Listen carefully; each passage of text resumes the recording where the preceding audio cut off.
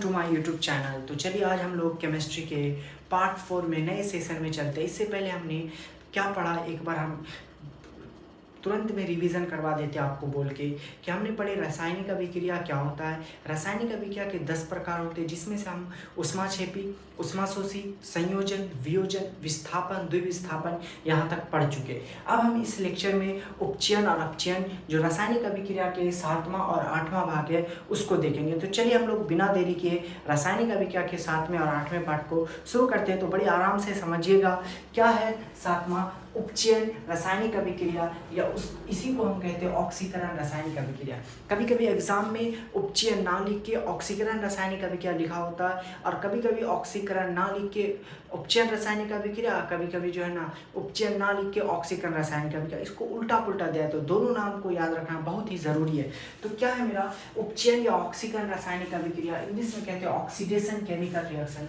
उपचयन रासायनिक अभिक्रिया किसको कहेंगे कि वह रासायनिक अभिक्रिया, देखिए जितना भी हम लिखाए हैं उन सब के डिफिनेशन में मेरा तकिया कलाम बन चुका है कि वह रासायनिक अभिक्रिया जिसमें, इतना तो सबको याद है। उसके बाद किसी भी पदार्थ में ऑक्सीजन की वृद्धि होती हो, मतलब ऑक्सीजन बढ़ता हो, ऑक्सीजन की वृद्धि होती हो और हाइड्रोजन की कमी होती हो, ऐसा रासायनिक अभिक्रिया या वह रासायनिक अभिक्रिया जिसमें किसी भी पदार्थ में ऑक्सीजन इंक्रीज होता हो और हाइड्रोजन डिक्रीज होता है, तो उसे हम ऑक्सीडेशन केमिकल रिएक्शन कहते हैं। चलिए एग्जांपल से समझते हैं। जैसे ये कॉपर है और ऑक्सीजन, कॉपर को ऑक्सीजन के साथ जब हम रिएक्ट कराए तो आगे जाके क्या बना, कॉपर ऑक्साइड बना। देखिए ये कॉपर अकेला था, इधर गए तो इसमें ऑक्सीजन जुड़ गया, मतलब इसमें क्या हुआ, ऑक्सीजन की वृद्धि हुई। तो ऑक्सीजन की वृद्धि हो रही है, मतलब ये कैसा रासायनिक अभिक्रिया है, ये सर उपचयन रासायनिक अभिक्रिया। CH4 इसका नाम मीथेन है। CH4 को हम लोग क्या कहते हैं, मीथेन। जब मीथेन की रासायनिक अभिक्रिया ऑक्सीजन के साथ कराते हैं तो मेरा कार्बन डाइऑक्साइड और H2O निकलता है। तो यहाँ देखिए CH4 इसमें हाइड्रोजन था, कार्बन के साथ यहाँ हाइड्रोजन था, जब यहाँ गया तो हाइड्रोजन निकल के क्या बन गया, ऑक्सीजन। मतलब ऑक्सीजन की वृद्धि हुई और हाइड्रोजन की कमी हो गई। तो ये दोनों एग्जाम्पल किसका है, उपचयन रासायनिक अभिक्रिया का। आई होप आपको समझ में आया होगा। नेक्स्ट देखिए अपचयन या अवकरण रासायनिक अभिक्रिया, इसका क्या नाम है, अपचयन। वो उपचयन है, ये अपचयन। देखिए एनसीईआरटी की भाषा है, हम आपको फुल एनसीईआरटी दे रहे हैं। ये अपचयन और उपचयन ये जो है ना ऑक्सीकरण या अवकरण को कहते हैं। तो एनसीईआरटी की भाषा इसलिए बोलना थोड़ा टफ है। ऊ है तो उपचयन, अ है तो अपचयन। अपचयन जिसका दूसरा नाम अवकरण रासायनिक अभिक्रिया, रिडक्शन केमिकल रिएक्शन है, वह रासायनिक जस्ट उसका ऑपोजिट है। वह रासायनिक अभिक्रिया जिसमें ऑक्सीजन की कमी और हाइड्रोजन की वृद्धि हो। वह रासायनिक अभिक्रिया जिसमें ऑक्सीजन की कमी हो, दैट मीन्स ऑक्सीजन डिक्रीज करता हो, हाइड्रोजन की वृद्धि हो, दैट मीन्स हाइड्रोजन इंक्रीज करता हो। तो वैसी रासायनिक अभिक्रिया को हम लोग अपचयन या अवकरण रासायनिक अभिक्रिया कहते हैं। चलिए आप एग्जाम्पल से समझते हैं कि कहाँ ऑक्सीजन बढ़ रहा है और कहाँ ऑक्सीजन घट रहा है। तो ये देखिए कॉपर ऑक्साइड, इसका क्या नाम है, कॉपर ऑक्साइड, ये हाइड्रोजन है। जब कॉपर ऑक्साइड को हाइड्रोजन के साथ कराते हैं तो ये सिर्फ इधर कॉपर बचता, मतलब इसमें से ऑक्सीजन घट गया, और ये H2 अपने साथ ऑक्सीजन को जोड़ के वाटर बना लेते हैं। तो इसमें क्या हो रहा है, ऑक्सीजन की कमी हो रही और ऑक्सीजन की कमी हो रही है, इसमें ऑक्सीजन कमी हो रही है। Br मतलब ब्रोमाइड, H मतलब हाइड्रोजन। जब ब्रोमाइड का हाइड्रोजन के साथ अभी क्या कराते हैं तो हाइड्रोजन ब्रोमाइड बना लेता, मतलब Br में हाइड्रोजन जुट गया। तो इस रासायनिक अभिक्रिया को हम लोग अपचयन रासायनिक अभिक्रिया कहते हैं। चलिए अब नेक्स्ट पार्ट की तरफ, इसके आगे वाले पोर्शन के, तो अब हम लोग देखेंगे कि अपचयन रासायनिक अभिक्रिया के बाद रेडॉक्स रासायनिक अभिक्रिया। रेडॉक्स रासायनिक अभिक्रिया का हिंदी और इंग्लिश में नाम सेम होता है, इसको हम रेडॉक्स रासायनिक अभिक्रिया कहते हैं। जब आप क्लास 11th में साइंस रखिएगा स्ट्रीम में और पढ़ने जाइएगा तो वहाँ आपको जो ऑर्गेनिक केमिस्ट्री का पहला चैप्टर मिलेगा वो रेडॉक्स नाम से ही मिलेगा।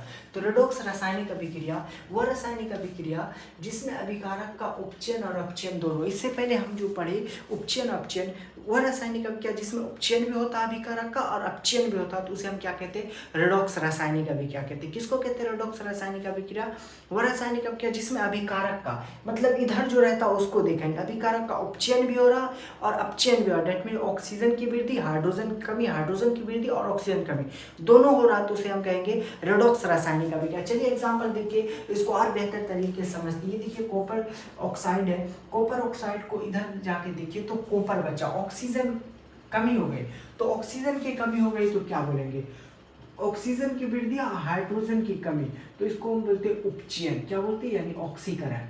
ऑक्सीजन की वृद्धि, हाइड्रोजन की कमी, हम उसको क्या बोलेंगे, उपचयन मतलब ऑक्सीकरण। अगर ऑक्सीजन की कमी और हाइड्रोजन की वृद्धि तो इसको बोलेंगे अपचयन मतलब अवकरण। क्या बोलेंगे, अपचयन मतलब अवकरण।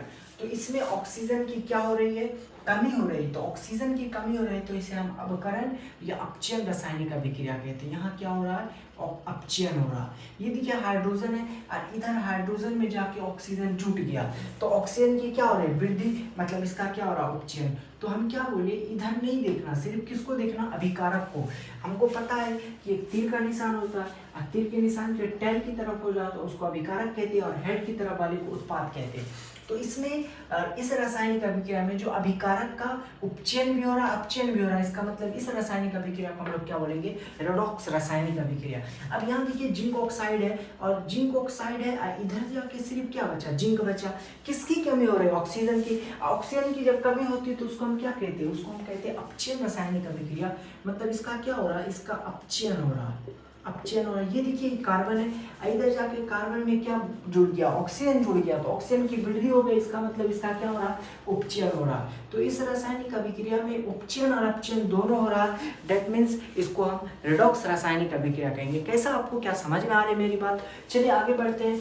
अवक्षेपण, देखिए अवक्षेप के मतलब ये होता है कुछ चीजों का बैठ जाना। अवक्षेपण रासायनिक अभिक्रिया, इंग्लिश में इसको हम precipitation, precipitation, PPT, precipitation chemical reaction बोलते हैं। वह रासायनिक अभिक्रिया जिसमें अवक्षेप का मतलब हो गया अघुलनशील, वैसा चीज जो पानी में घुलता नहीं है। वह रासायनिक अभिक्रिया जिसमें अघुलनशील तत्व का निर्माण होता है उसे हम क्या कहते हैं, अवक्षेपण रासायनिक अभिक्रिया कहते हैं। जैसे ये देखिए, इसका पूरा नाम क्या है, लेड नाइट्रेट है। अगर आपको केमिकल देख के नाम नहीं आ रहा है ना तो आप मेरे बायो में जाइए और चेक कीजिए, एक लेक्चर आया है केमिकल फार्मूला को बनाने वाला, how to make any chemical formula. उस पूरे लेक्चर को जो मात्र 10 से 12 मिनट का है उसको देखिए और केमिकल फार्मूला से नाम बनाने के लिए सीख जाइए। क्योंकि आप जब एग्जाम में जाइएगा तो इन सारे के नीचे इसका नाम लिखिएगा तो ज़्यादा अच्छा रहेगा। जैसे PbNO3 हम यहाँ नहीं लिख रहे लेकिन आपको लिखना है, PbNO3 मतलब लेड नाइट्रेट इसका नाम है।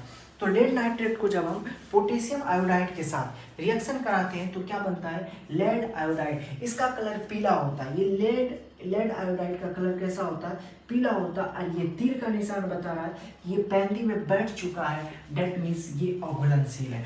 और 2KNO3 मतलब पोटेशियम नाइट्रेट, ये बाय प्रोडक्ट में बन जाता है। तो लेड नाइट्रेट को जब पोटेशियम आयोडाइड के साथ कराते हैं तो क्या बनता है, लेड आयोडाइड बनता है और ये कलर में पीला होता है। इसी तरह से सोडियम क्लोराइड को हम लोग सिल्वर नाइट्रेट के साथ जब रिएक्शन कराते हैं तो ये क्या बनता है, AgCl बनता है, मतलब सिल्वर क्लोराइड बनता है और ये पैंदी में बैठ जाता है, मतलब इसका कलर वाइट होता है। कैसा होता है, सिल्वर क्लोराइड का कलर वाइट होता है और ये भी पैंदी में बैठ जाता है, मतलब ये भी अघुलनशील है। इसी तरह से बेरियम क्लोराइड की रिएक्शन H2SO4, मतलब इसका नाम हाइड्रोजन सल्फेट भी बोल सकते हैं और ये एक एसिड है जिसका नाम है सल्फ्यूरिक एसिड। तो बेरियम क्लोराइड को जब सल्फ्यूरिक एसिड के साथ हम रिएक्शन कराते हैं तो BaSO4 बेरियम सल्फाइड बनता है। इसका भी कलर श्वेत होता है, दैट मीन्स व्हाइट।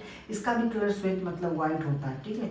इसका कलर श्वेत होता है लेकिन जब धूप में रखते हैं तो थोड़ा धूसर रंग का बदल जाता है। तो बेरियम सल्फेट भी पैंदी में बैठ जाता है। तो जिसके नीचे तीर का निशान लगा होता है उसको अवक्षेपण बोलते हैं, मतलब वो पैंदी में बैठ चुका है। और जिस पर ऐसे तीर का निशान लगा था ऊपर, इसका मतलब उसमें उष्मा छेपी हो रहा, उष्मा बन के उड़ रहा। तो कैसा लगा आपको। इस तरह से हमारे पहले चैप्टर का जो फर्स्ट पार्ट था रासायनिक अभिक्रिया और उसके प्रकार वो खत्म हो चुका। अब हम नेक्स्ट पार्ट में लेके आएंगे रासायनिक समीकरण, जो इससे छोटा और मेरा चैप्टर खत्म हो जाएगा।